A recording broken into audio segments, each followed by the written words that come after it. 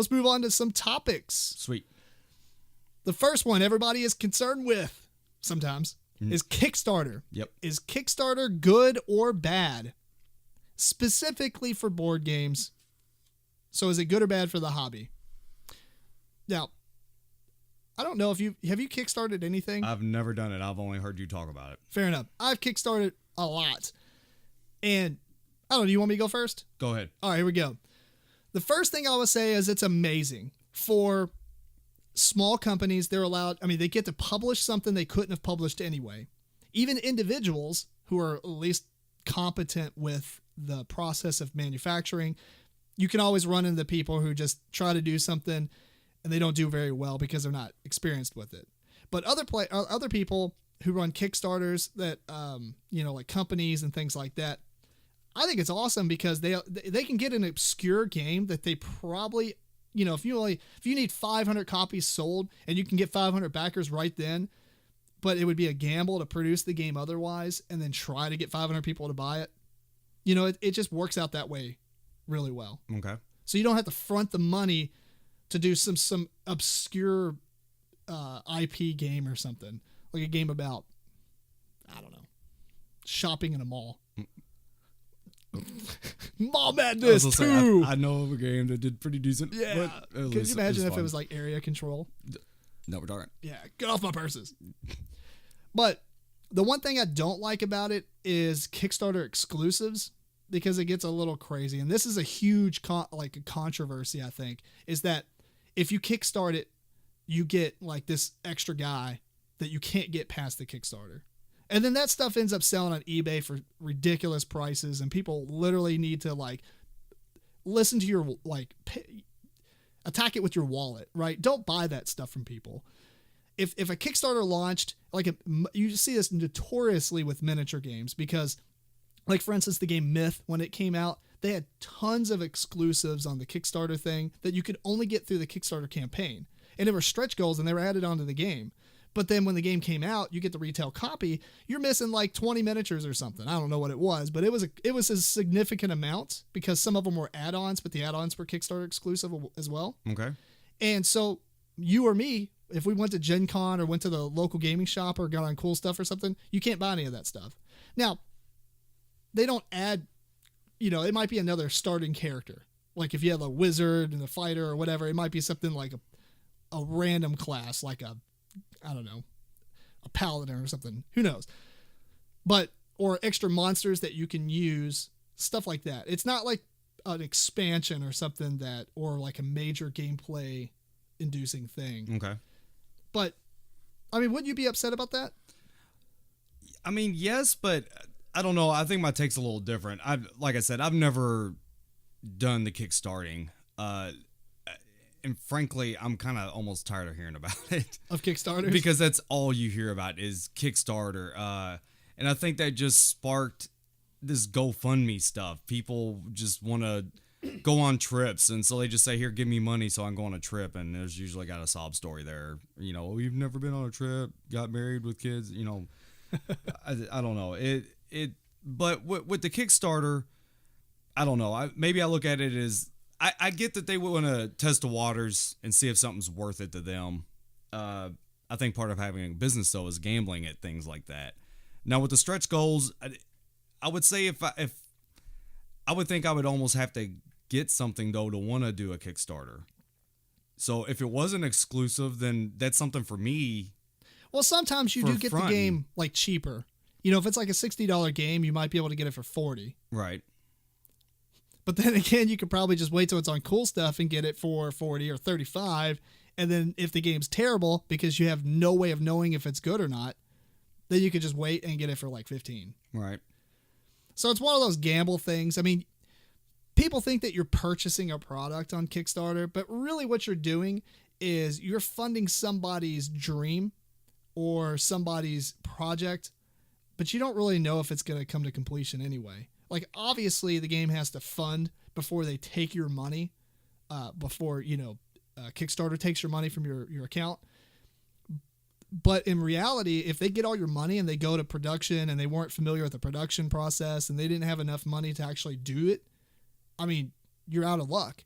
you basically let somebody borrow, or not let borrow, you gave somebody $15 or $40 or whatever it is so that they can do this project. I assume this happens too. It happens not like all the time. Otherwise, Kickstarter would be a really bad place. But I think like it's happened quite a bit. There's a few games that's made a huge splash like this. Like I think one of them was, what's that Monopoly game?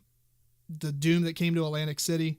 Yeah. Okay. Cryptozoic actually ended up picking it up and like printing it and then sending it out to the people, to the backers who backed the game originally, so they can actually have a copy of the game. I don't think they charged them at all either. But Cryptozoic had nothing to do with it in the beginning. They just wanted to help out or whatever. Gotcha. And the original guy, I think he pocketed the money and ran. I don't know. I'm not up on the Kickstarter news when it comes to that style of stuff. I just know, games that are being out there, and you got to look. You got to say, all right, well, this guy has no other projects. This is his only project. So do I want to gamble on doing that? Now, Cool Mini or not, Blood Rage, they did Blood Rage, and there was some exclusive stuff for Blood Rage that you can't get otherwise. There's like 4 monsters. Like one of them's like Fenrir. He's like the big flaming dog or whatever. Right. He's one of the monsters, and he's pretty cool apparently. But you can't get him. And if you go on eBay, I mean, he's probably being sold for $50 or something like that. Right. I mean, that would be disheartening. Yeah.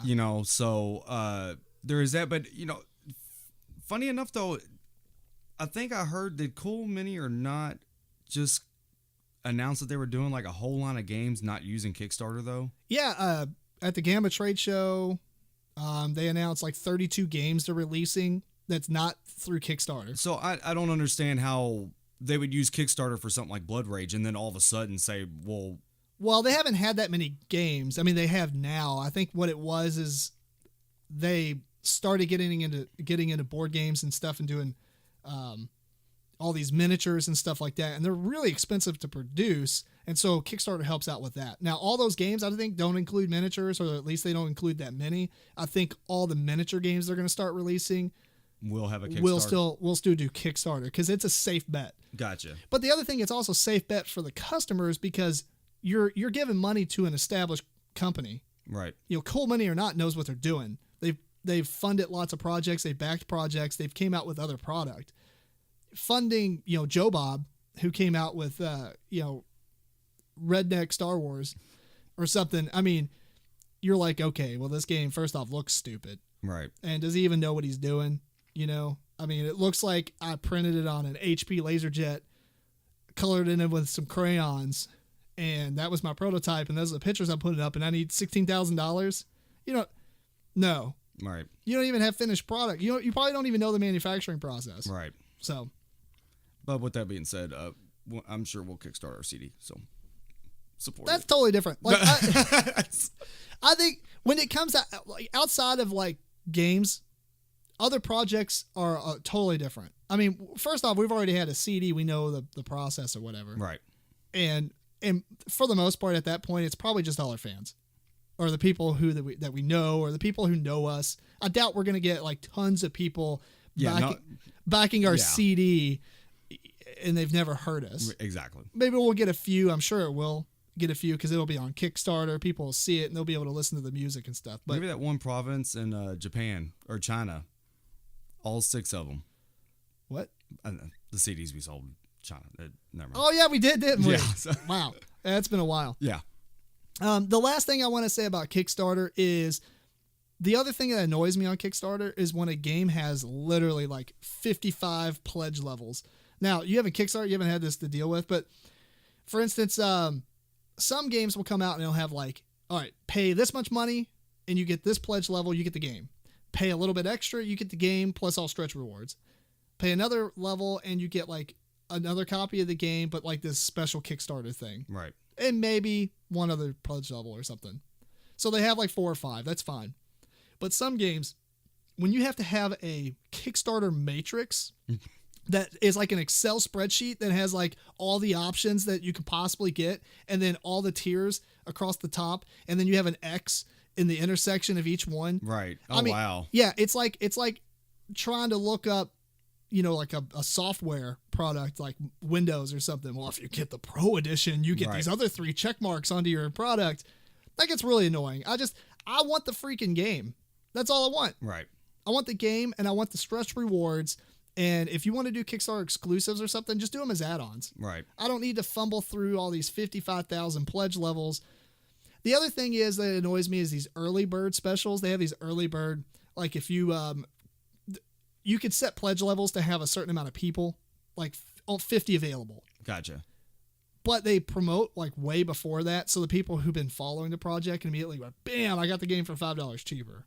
It's just slightly annoying to me because I don't feel like I need to like keep up on all this stuff. Right. If I want to buy your product, I want to buy your product. I don't want to be, that's like giving the first 50 people in line at Gen Con for your game like $5 off.